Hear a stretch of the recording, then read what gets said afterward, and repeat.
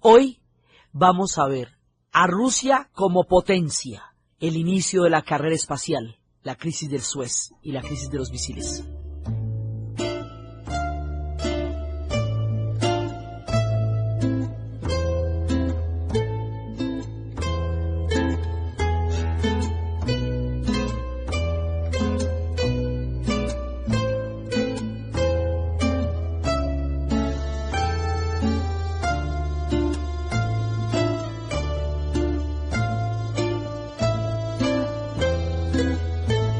Ya la Unión Soviética no se va a volver una potencia, ya lo es.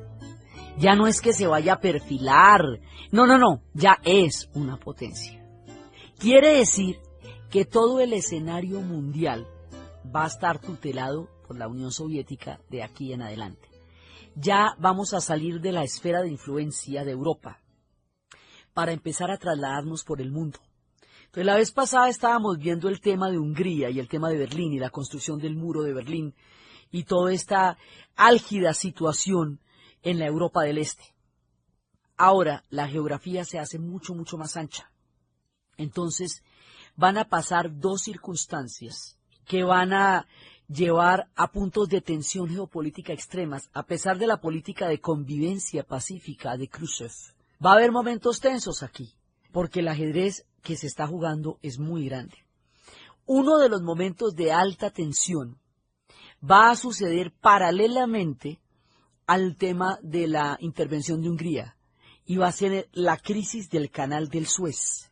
La crisis del Canal del Suez consiste en que los pueblos del Medio Oriente, los pueblos árabes, habían quedado sometidos bajo condiciones coloniales entre Inglaterra y Francia, desde el momento en que el Imperio Turco Otomano, a donde estos pueblos pertenecían, se disolvió a partir de las rebeliones que ellos mismos protagonizaron, de las independencias que ellos mismos lograron y que les fueron embolatadas o quitadas por un pacto colonial que los volvió protectorados. Al volverse protectorados estos pactos coloniales, esta gente va a sentir un terrible resentimiento contra Occidente porque les tumbaron una independencia, porque les robaron el petróleo con contratos leoninos hechos mucho antes de que ellos tuvieran conciencia de la importancia del petróleo en el Medio Oriente, en la sociedad industrial, porque el Canal del Suez, que es el paso más importante interoceánico de todo el petróleo del mundo, estaba en manos de los franceses y de los británicos. Por todas estas cosas, y también como pugna por el resultado de la creación del Estado de Israel, porque el Estado de Israel se va a crear sin consultar con los pueblos sobre los cuales se va a crear el Estado de Israel. Entonces en 1948 se crea ante el karma histórico de los europeos por el Holocausto, ante la culpa no solamente del exterminio del pueblo judío, sino de la manera como Europa entregó al pueblo judío, cómo aceptó ponerle las estrellas amarillas, cómo aceptó que todo esto sucediera, cómo se hizo el ciego ante una tragedia de esas, cuando esto ya no lo pueden tapar con un dedo, cuando la gente se hunde en los barcos en el Mediterráneo porque no hay a dónde atracar, cuando se les había dado una promesa de una tierra. La ONU en minutos decide la creación del Estado de Israel, pero esa creación se hace sobre el suelo árabe, y los árabes no están en esa decisión, y eso va a generar una tensión profunda en la región que aún persiste.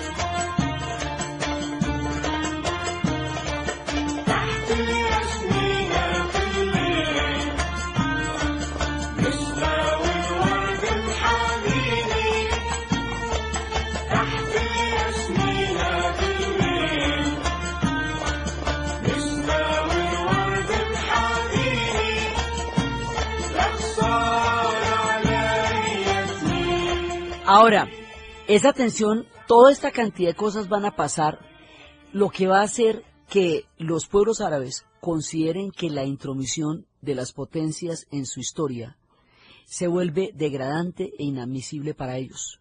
Eso va a traducirse en un fenómeno político que se llamará el panarabismo. Y eso lo va a liderar un hombre que se llama Gamal Abdel Nasser, egipcio. Y Egipto va a ser el líder de este proyecto histórico, que es recuperar los hilos de su propia historia. Y para recuperar los hilos de su propia historia, para coger en sus manos su destino, que ahorita estaba en manos de las potencias por arte del colonialismo, por gracia del colonialismo, va a tomar la decisión que va a plantear una crisis absolutamente increíble: nacionalizar el canal del Suez. Quiere decir quitarle a los británicos y a los franceses el control económico, político y militar del canal del Suez. Esto va a ser una cosa increíble, porque pues eso es irse en guerra contra Inglaterra y contra Francia.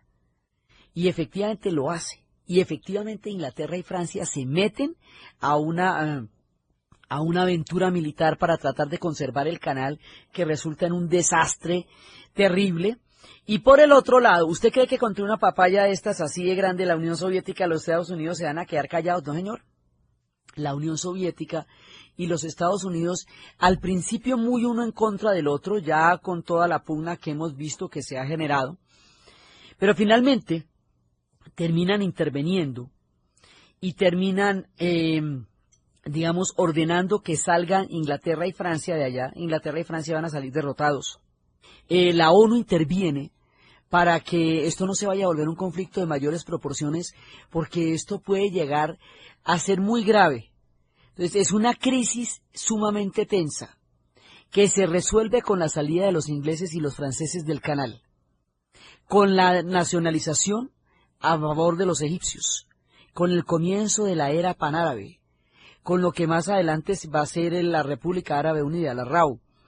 Estos regímenes que se montaron en esta época, que le devolvieron la independencia a las naciones árabes, que devolvieron a darle el orgullo, que le dieron toda una nueva oportunidad en la geopolítica y que luego con la crisis energética le darían un nuevo espacio, esos regímenes son los que están en crisis ahora. Por eso es que son las revoluciones, porque estos regímenes se hicieron ya hace muchos años y ya perdieron 30, 40, ya perdieron su vigencia y su sentido, que en su momento fue definitivo, que los convirtió héroes. Ya Nasser murió hace rato, ya se hizo la paz con Israel, Egipto ya hizo la paz con Israel, o sea, ya han pasado muchas cosas, y por eso ahora toda la rebelión árabe es contra estos regímenes que se montaron en esta época, cuando la nacionalización del canal de Suez y el panarabismo, sobre la imagen de un régimen ya agotado de discursos y de propuestas en un mundo globalizado. Pero eso tiene su origen acá. Pero el tema es que por donde sale el colonialismo, es decir, de donde salen Francia e Inglaterra, por ahí se va metiendo la Unión Soviética de los Estados Unidos. Y al meterse la Unión Soviética de los Estados Unidos, la Guerra Fría llega al Medio Oriente. Y de esa manera se van a acomodar con este sistema que tienen de apoyar cada uno un lado y el otro el otro. Entonces, los Estados Unidos va a apoyar al Estado de Israel. Y el Estado de Israel y los Estados Unidos van a hacer una sola política durante mucho tiempo y de ahí en adelante. Y la Unión Soviética va a apoyar a Siria y a Egipto, porque Egipto va a construir la gran represa de Asuán. Y los Estados Unidos no le va a dar plata para la represa. Entonces, en Europa no le va a dar plata para la represa, Francia no le da plata, pues se acaba de ir, nadie le va a dar plata para la represa, entonces finalmente el que le va a dar plata para la represa va a ser la Unión Soviética. Y hay un monumento enorme a la entrada de la represa de Asuán, de gratitud a los soviéticos, porque ellos les prestaron la ayuda y la financiación para hacer la gran represa de Asuán y el lago Nasser, que es una obra de ingeniería incalculable. Entonces, por obra y gracia de la crisis del canal de Suez, la Guerra Fría llega al Medio Oriente. Y así, el Medio Oriente, que es una zona de tantos conflictos, queda metida dentro de la órbita del enfrentamiento de las potencias. Y las 5 guerras que vendrán de aquí en adelante, desde ya, todas estas guerras van a tener a las dos potencias, cada una apoyando unas a uno y otras a otro. Y eso hace que la confrontación se traduzca allá. Esto es muy importante porque las posibles procesos de paz que van a surgir después de la caída de la Unión Soviética es porque la Guerra Fría alimentaba todos estos conflictos. Entonces, cuando la Guerra Fría termine, muchos de estos conflictos van a tener salidas, porque el orden que los mantiene confrontados o que se aprovecha de sus confrontaciones para existir va a pasar a la historia, pero ahorita se están formando. Entonces, la Guerra Fría queda instalada en el Canal del Suez y queda instalada en el Medio Oriente. Y toda esta zona queda metida dentro de este orden. Ya no es un tema de Europa Oriental. Ya, con China es un tema de Asia. Con el Canal del Suez es un tema del Medio Oriente. Y el Estado de Israel queda en la confrontación permanente con los pueblos árabes, con la Unión Soviética y los Estados Unidos de por medio.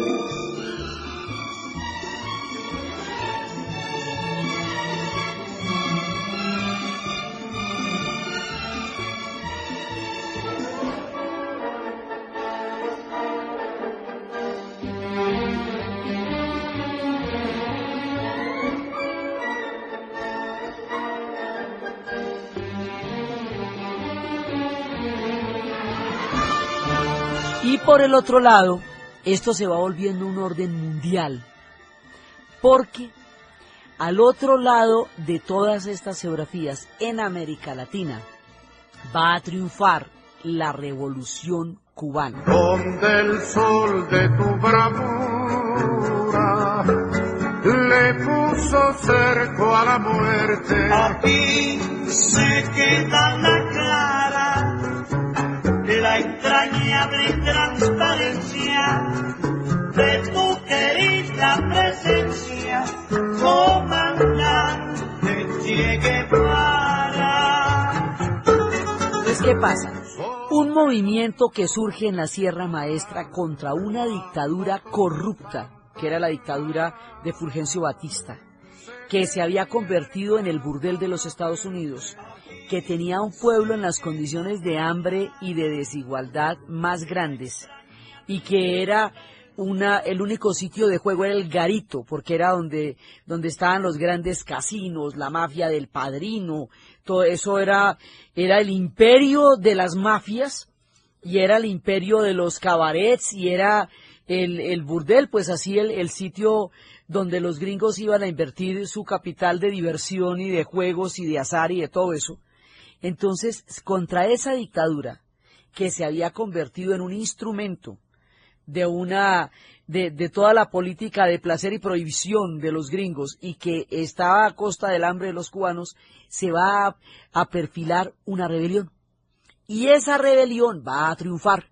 Primero va a tener un revés en Moncada, pero luego va a triunfar el 1 de enero de 1959. Y cuando triunfe, se va a enfrentar pues a la dictadura y tal, y los Estados Unidos inmediatamente, en un principio va a tener una simpatía, pero a medida que la revolución se vaya radicalizando, los Estados Unidos van a entrar en contra de la revolución, muchísima gente va a salir, la revolución va a producir otra sociedad distinta, que va a ser la sociedad cubana en Miami, otra Cuba en el exilio, y a medida que la revolución se va radicalizando y se va volviendo cada vez más particular, los Estados Unidos le va a declarar un bloqueo continental. Inclusive intentó hacer una entrada, una invasión para tratar de hacer que la revolución no triunfara, para tratar de subvertirla, que es la invasión de Bahía Cochinos. Y esta invasión resultó un fiasco aterrador, porque lo que hizo fue fortalecerla. Compañeros poetas, tomando en cuenta los últimos sucesos, en la poesía quisiera preguntar, me urge, ¿qué tipo de adjetivos se deben usar para hacer el poema de un barco sin que se haga sentimental? Entonces, la invasión a Bahía Cochinos que pone a Kennedy en un jaque muy complicado, porque Kennedy no quería esa invasión, no estaba de acuerdo, pero eso estaba montado desde antes. Entonces, lo que va a hacer es no enviar el apoyo aéreo, que hubiera sido decisivo, y fue decisivo. Entonces, a él le queda la mancha de hacer la invasión, el problema de haber fracasado, porque la invasión fracasó y fortaleció la revolución, razón por la cual la siguiente vez que se enfrente a un tema con Cuba no va a poder vacilar. Y eso es lo que nos va a llevar a un punto crítico rápidamente. Entonces, por un lado, la revolución triunfa. La OEA, Estados Unidos a través de la OEA le va a hacer un bloqueo continental. O sea, el resto del continente no va a poder comerciar con la isla, con Cuba. Ese bloqueo se mantiene. Aunque se haya acabado la Guerra Fría hace ya 20 años, ese bloqueo se mantiene, aunque ya no exista nadie de lo que lo montó. Ese bloqueo se mantiene más allá de toda razón de la historia. Ahí siguen bloqueados cuando ya no hay ningún objetivo y ninguna razón para que sigan bloqueados. Ese bloqueo es lo que le va a dar a la Unión Soviética lo que llaman la papaya total. Porque imagínese que por los acuerdos de Yalta y de Potsdam, usted no se puede andar metiendo donde no le corresponde. Por esa razón los Estados Unidos no intervino en Hungría y no intervino en Berlín y no intervendrá en Praga. O sea, la Unión Soviética ahí hacía lo que quería y Estados Unidos no decía ni mu porque eso lo pactaron en Yalta y en Potsdam. Dentro de ese orden de ideas, cualquier tipo, y tampoco la Unión Soviética intervendría en las futuras intervenciones de los Estados Unidos en Guatemala, ni en Chile, ni en ninguna de estas cosas, porque eso ya se ha pactado. Pero lo de Cuba es una excepción, porque el bloqueo continental le va a dar a la Unión Soviética la razón para meterse ahí, para entrar a apoyar a Cuba con todo, entrar a sostenerla, entrar a subsidiarla. Cuba va a hacer lo imposible por mantenerse independiente, pero con el fracaso de la zafra ya no va a poder aguantar entre el bloqueo y la presión. Y al meterse allá, ¿cuál es la importancia de Cuba? A 90 millas de Miami. Eso está, mejor dicho, a tiro de as. ¿Por qué Cuba? Porque es que la otra zona geopolítica es Turquía. O sea, los Estados Unidos la geopolítica de Estados Unidos está en Turquía. Y Turquía está limitando con la Unión Soviética. Entonces, la contraparte de Turquía, es que esto se tiene que entender es en grandote, ¿ve? Si usted mira por dónde está para un lado y por dónde está para el otro, porque ya estamos jugando Risk, ya estamos en un ajedrez mundial. Entonces, Cuba tiene sentido en la medida en que el otro también tiene misiles en Turquía. En ese sentido, usted necesita una contraparte cerca de los Estados Unidos, como los Estados Unidos la tiene cerca de la Unión Soviética. Así es que el mundo se va viendo metido dentro del orden de la Guerra Fría. Con la Revolución Cubana, la Guerra Fría llega a América Latina. Y esto en América Latina va a tener muchísimas consecuencias. A nosotros nos va a determinar, porque de aquí para adelante vienen las doctrinas de la seguridad nacional. Bueno, vienen muchas cosas que para nosotros son importantísimas porque van a determinar nuestros imaginarios, mitos fundacionales, un montón de cosas van a suceder para nosotros en lo que es nuestra versión de la Guerra Fría, que es lo que tiene que ver con la Revolución Cubana. Para la Unión Soviética no tanto, porque la Unión Soviética tiene chicharrones más grandes en qué pensar. O sea, el tema de los países del este para ella es mucho más inmediato. El tema del Medio Oriente define el petróleo. Lo de Cuba, chévere, pero ahí no está todo el peso de la potencia, sino una parte importante como lo que tiene que ver con América Latina. Eso es lo que es importante es para nosotros. Para nosotros sí parte la historia en dos, para nosotros. Para ellos es parte de un ajedrez grandote que lo estamos jugando en Suez, como en Hungría, como en Cuba, en cualquiera de estos lados. ¿Sí? Y a nosotros sí, eso nos hace una diferencia muy grande porque es nuestra versión. A nosotros no nos tocan el tema nuclear, sino que es la Revolución Cubana. Entonces la Revolución Cubana de ahí en adelante va a estar ligada a la Revolución Rusa, a la Unión Soviética, y la Guerra Fría entrará en América Latina. Entonces, en este ratico que llevamos de programa, la Guerra Fría ya está en el Medio Oriente, la Guerra Fría ya está en América Latina, la Guerra Fría estaba desde los capítulos pasados en China, y la Guerra Fría está dividiendo Europa en dos. La Guerra Fría ya es una realidad mundial. La Unión Soviética está en la mitad del mundo, y en la otra mitad están los Estados Unidos. Y aquí ya quedan planteadas las potencias como tales. Entonces, en ese momento, resulta que como parquearon los misiles en Turquía, que le están dando directamente apuntando a la Unión Soviética, la Unión Soviética va a aprovechar el tema cubano para, pues el que ya Cuba pertenezca a su órbita para poner misiles en Cuba. Y eso, ¿sabe cómo lo van a descubrir? Lo van a descubrir de una manera increíble. Cuando empezaron a tomar las fotos aéreas, de pronto detectaron canchas de fútbol, bien adentro. Eso están los que estaban espiando, porque esto es toda una guerra de espías. Todo se va a saber es a través de los espías. Ya tendremos un capítulo específicamente destinado al espionaje. Ya lo tendremos. Entonces resulta que de pronto van a ver y ven canchas de fútbol y dicen, pero qué raro, los cubanos no juegan fútbol, los cubanos son peloteros.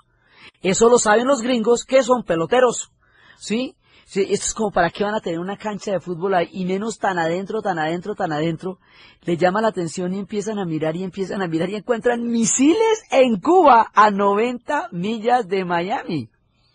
1962, la crisis de los misiles. Este fue el momento en que más cerca hemos estado, que sepamos, de una guerra nuclear. Bueno, hay, digamos, una crisis que no tendría por qué llegar a ser tan grave, porque la de Suez era mucho más brava, o sea, lo que se jugaba ahí, el petróleo del mundo, el fin de las potencias de Inglaterra y Francia, el comienzo de la Guerra Fría, el papel de la ONU, el Estado de Israel, los Estados Unidos, la Unión Soviética. En rigor, la crisis del Canal de Suez es una cosa mucho más compleja, mucho más importante en términos geopolíticos, pero el tema se va a volver complicado es aquí, porque como Kennedy tiene el problema de que la revolución cubana se consolidó a partir del fracaso de la invasión a Bahía Cochinos. Y Kennedy tiene unas presiones muy grandes, porque como es un reformador y un progresista, entonces tiene toda la bancada demócrata en contra del movimiento por los derechos civiles, porque hay una parte importantísima de los demócratas que son los del sur, los Dixiecrats, y el movimiento por los derechos civiles liberará a las comunidades negras del sur de los Estados Unidos. Él tiene esa presión. Tiene la presión del fracaso de la invasión de Bahía Cochinos, tiene muchas presiones en ese momento este hombre, y no puede presentar ninguna debilidad frente al hecho de que haya misiles en Cuba. Eso no lo puede dejar pasar. Así que va a enfrentar a Khrushchev y le va a decir, usted me saca esos misiles de ahí, o yo le mando los míos. Como ya estamos en la lógica de los cohetes, la aviación terminó siendo el arma que quedó de la Segunda Guerra Mundial, porque usted con la aviación ya no tiene que estar en el otro territorio, sino que tiene que llegar hasta él. Entonces, con los cohetes balísticos, ya los cohetes nucleares, con todo el tema de la nuclearización de los armamentos, entonces usted puede tener misiles nucleares a 90 millas de Miami y los puede tener también en Turquía, disparados para la Unión Soviética. Y ahí es cuando el equilibrio del terror se va haciendo tan absolutamente macabro. Entonces, esta crisis va a ser muy grave porque hubo un momento en que estuvo muy próximo un enfrentamiento nuclear. Porque Kennedy dice, yo le voy a mandar unos barcos, usted no me retira eso de ahí y yo le disparo. Y en eso tenía que ser inflexible por todo lo que les cuento, lo de Cuba, lo de Cochinos y todo eso. Entonces Khrushchev tampoco puede llevar a máxima confrontación, porque acuérdense que todo el objetivo de la Guerra Fría es no llegar nunca a una confrontación directa. Hacer las confrontaciones a través de los conflictos de otras sociedades, pero no de las de ellos, porque pues nos vamos para una guerra atómica, ¿ve? Y lo más paradójico es que estos dos eran los más chéveres, digámoslo, dentro de lo duro o lo blando que puede ser el régimen estadounidense o soviético. Estamos hablando de John F. Kennedy y estamos hablando de Nikita Khrushchev, que es el que va a plantear la coexistencia pacífica, que es el que va a moderar el tono. Sí, este era un personaje en la ONU. Un día se hizo ir con un zapatazo encima de la mesa en una sesión de la ONU. Era un personaje, digamos, folclórico, pintoresco, salido de muchas veces de tono, pero era un tipo con el que se podía hablar. Lo más curioso de esta crisis es que se hace entre los dos que más posibilidades tenían de llegar a un diálogo. Y es el momento en que más cerca estuvimos de un ataque termonuclear, porque la cosa estaba de ese tamaño. Entonces, finalmente, cuando ya Khrushchev la ve en serio, dice, bueno, esta vez los quito. Ahora, él los puso ahí sin contarle a Fidel Castro, ¿no? Igual lo sacó de ahí sin lo mismo. Sí, porque la Guerra Fría hace que todos los conflictos de los pueblos sean instrumentos de este orden social, de este orden geopolítico y de este orden militar y económico. Entonces, pues a Cuba le ponen los misiles, le quitan los misiles y Cuba ya en ese momento no tiene ninguna manera de opinar al respecto. O sea, esto es un tema entre los Estados Unidos y la Unión Soviética por entre Cuba y por entre Turquía. Turquía, por su lado, tampoco tiene nada que decir.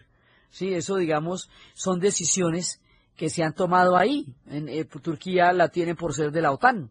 Ella la vuelven de la OTAN y también se les vuelve la base de los Estados Unidos para una posible agresión a la Unión Soviética. Entonces, después de que el mundo estuvo sin dormir durante unas horas, en el tiempo en que se declaró la tensión máxima, finalmente deciden que más bien no, que más bien quitan los misiles de ahí, pero elaboran lo que se llamará el Tratado Khrushchev-Kennedy.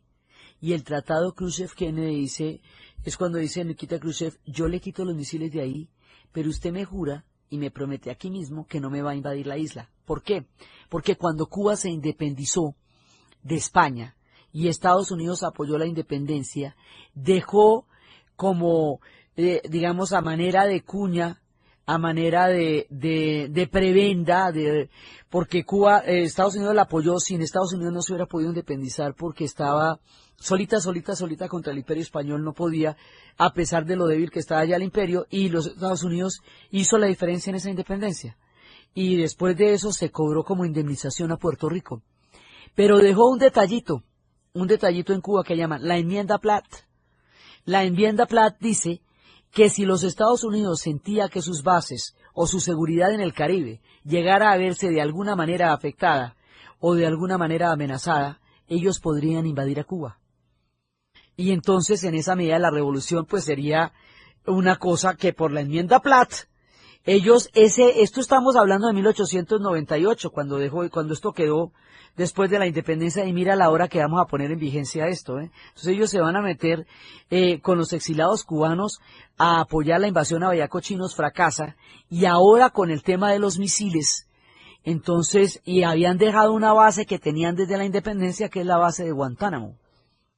Entonces ahora lo que dice Khrushchev es, bueno, está bien, yo lo retiro, pero yo necesito su garantía de que usted no se va a meter a invadir la isla, no lo va a volver a intentar. Y así es como quitan de por medio la enmienda Platt. O sea, la crisis de los misiles se soluciona renunciando a la enmienda Platt y prometiendo que nunca se van a meter en la isla, que no la van a invadir de ahí para adelante. Y quitan los misiles de ahí y el mundo respira en paz, porque esto llegó a ser una cosa de un nivel de tensión impresionante. Y el negocio que se va a hacer con este terror, lo que se va a vender en millones de dólares en refugios antinucleares en los Estados Unidos recubiertos de plomo para el caso de una guerra termonuclear, va a ser el festín del terror de la Guerra Fría, porque ahí es cuando van a trabajar más el miedo y la paranoia de la gente, como una manera de tener a todo el mundo metido en el tema de los cohetes nucleares y todo eso. Pero aquí casi pasa, que sepamos, ¿no? O sea, puede haber muchos incidentes que hubieran llegado a niveles de confrontación peligrosísimos, pero no se filtraron. Este sí, porque esto llegó a ser una cosa, digamos, donde el mundo estuvo paralizado, esperando a ver qué pasaba. Y lo que pasó fue eso, el tratado Khrushchev-Kennedy, cada uno se fue para su casa, quitaron los misiles de Cuba, los de Turquía los morigeraron un poquito, y ya, o sea, ya pasó la crisis de los misiles, pero fue un momento de muchísimo susto y de muchísima tensión dentro de toda esa escalada. Ahora, dentro de todo el tema de los cohetes, de los misiles, de todo lo que se viene perfilando desde el desarrollo de la aviación en la Segunda Guerra Mundial, y desde lo que va a ser los cohetes que ya habían inventado los alemanes en las bases de Peenemünde en 1944. Esos cohetes ahora se van a empezar a utilizar para una derivación de la Guerra Fría dentro del mismo sistema de cohetes y de misiles y todo eso, pero que va para otro lado. no va hacia la agresión directa, sino que va hacia otro campo de competencia totalmente distinto de estas dos potencias, que por un lado competían su posición frente a los conflictos de los demás pueblos y frente a las crisis. Por otro lado, en cuanto a sus armamentos convencionales y de cohetes y de misiles, y ahora se va a dar el campo más fascinante y más productivo, porque este sí de verdad que le dio a la humanidad muchas cosas. La competencia de las dos superpotencias del planeta se va a trasladar a la era espacial. Va a empezar la carrera espacial y basado en el principio de los cohetes que tenían las bases alemanas de Peenemünde, ahora van a empezar a poner ahí, van a empezar a poner satélites, van a empezar a poner toda una cantidad de instrumentos que a través de eso vayan a explorar el espacio exterior. Es la Guerra Fría la que propicia el comienzo de la exploración del hombre en la carrera espacial, y es la Unión Soviética, que ya había empezado tomando fotos importantes, la que va a lanzar el Sputnik, el primer satélite fuera de la órbita terrestre, y con esto empieza la era de del descubrimiento del hombre del espacio infinito del cosmos.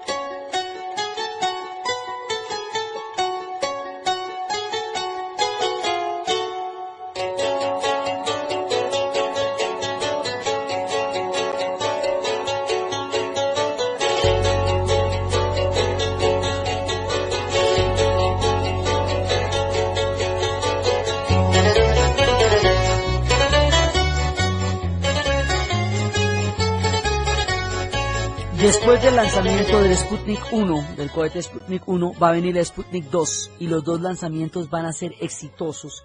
Y esto va a suceder en diciembre del 57, en octubre y diciembre del 57, y el mundo va a empezar a mirar hacia los astros. Entonces los Estados Unidos no se puede quedar atrás y va a lanzar el Vanguard, que es muchísimo más liviano, mucho más pequeño, lo llaman una uvita, lo llaman como una uva, y que va a ser uno de exploración.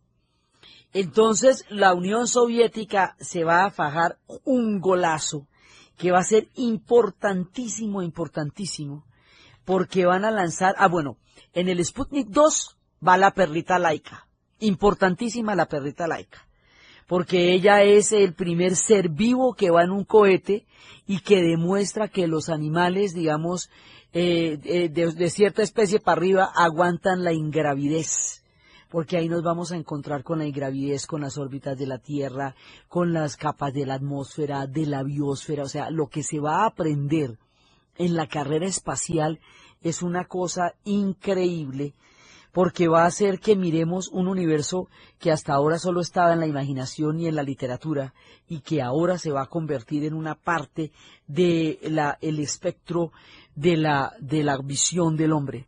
Y eso lo van a hacer las dos superpotencias. Ya después, la Unión Soviética se va a dar la garra con la primera nave tripulada, y esa primera nave tripulada, la que le va a dar una órbita a la Tierra, varias órbitas a la Tierra, va a ser tripulada por Yuri Gagarin. Y Yuri Gagarin tiene una estatua hoy día en Moscú del tamaño de Mazinger. O sea, eso es una cosa que usted no se imagina, hecha en titanio puro, que refulge por los cielos de Moscú.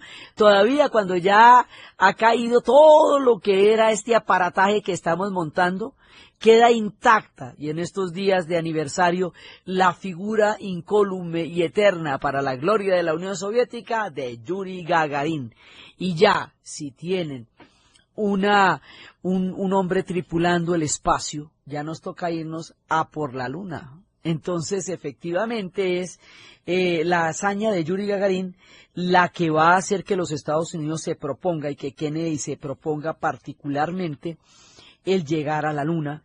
Y aquí ha comenzado la carrera espacial. Entonces la carrera espacial nos va a llevar a los satélites, y los satélites van a ser en principio instrumentos puramente militares. La carrera espacial nace de la carrera armamentista. O sea, es dentro de ese mismo principio, una derivación de la carrera armamentista va a ser la carrera espacial. pero va a ser lo que nos dé una exploración absolutamente increíble. Entonces de ahí vienen los satélites. Esos satélites que en un principio son militares, después van a ser instrumentos de comunicaciones. Y por eso es que la primera transmisión vía satélite en 1967 la van a hacer con un concierto de los Beatles que se llamará Nuestro Mundo, y esa es la famosa historia de cuando le dicen a John Lennon, que le dicen a los Beatles que tienen que tocar espléndidamente porque 400 millones de personas en el planeta Tierra los van a estar viendo, y a él se le va la voz durante 10 minutos de la tortole, porque una transmisión vía satélite no había existido antes, entonces a usted no le cabía eso en la cabeza. Es por esto, por el tema de los satélites, y por el tema de los satélites en las comunicaciones, que después van a ser posible mucho tiempo después las redes sociales y el Internet. Eso no puede funcionar sin los satélites.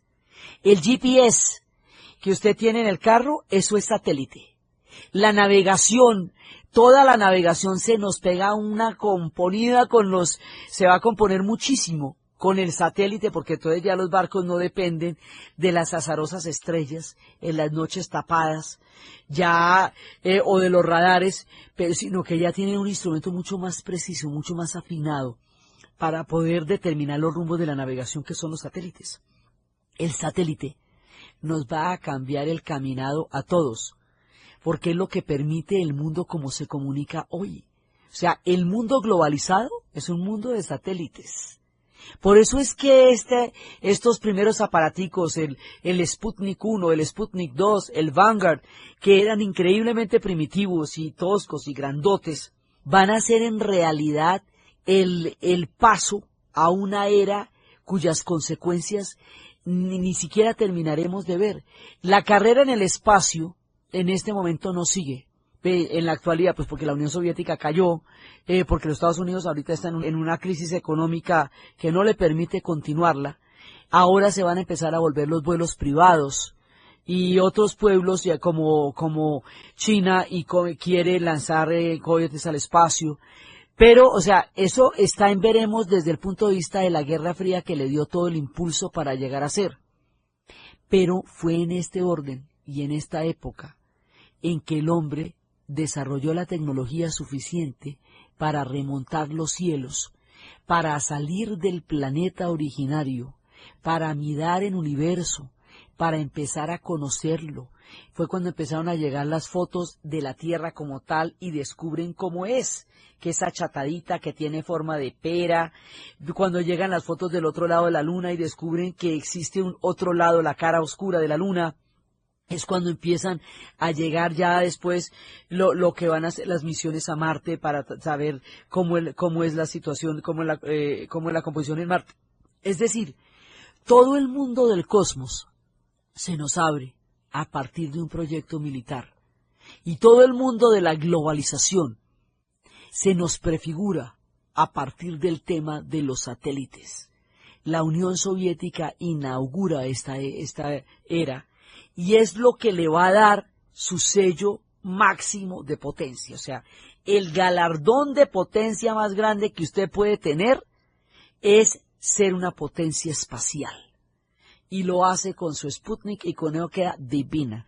Esos son 3 golecitos seguidos, los 2 Sputnik y luego Yuri Gagarin, dándole la vuelta a la órbita terrestre.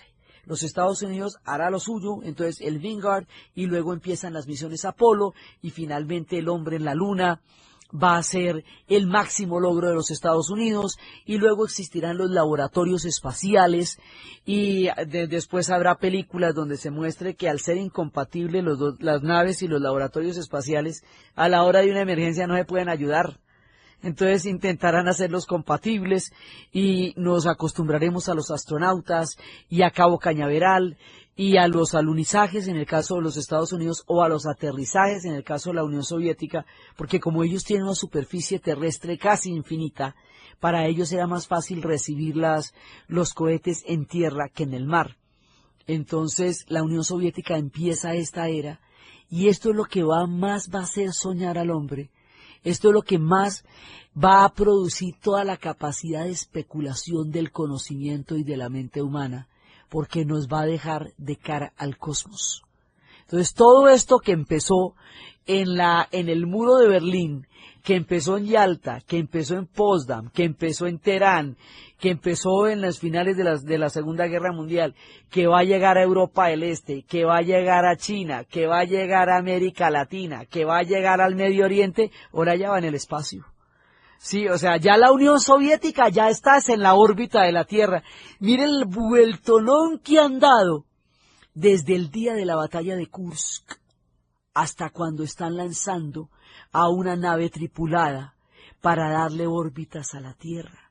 Eso es lo que le llaman ellos ser una potencia, o sea, el trayecto histórico que van a hacer en tan poco tiempo para llegar a convertirse en lo que fueron, es una cosa increíble y es muy poderoso en el imaginario de los rusos actuales haber llegado a ser semidueños del mundo junto con los Estados Unidos. De esto se trataba todo el tema de las potencias y la expresión máxima estaba allí en la carrera espacial. Por eso cuando el último astronauta quede por allá colgado y no lo puedan bajar, ahí sí apague y vámonos, mejor dicho, eso ya era el símbolo de que nada podría durar si eso ya no podría seguir. Pero ahorita estamos en las tremendas, en las magníficas y en las sensacionales.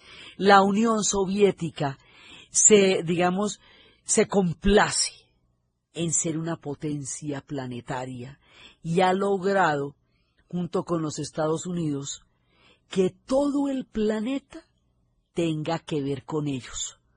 Ya en este momento de nuestro relato no se mueve una hoja sin que los Estados Unidos y la Unión Soviética tengan que decir al respecto cualquier cosa.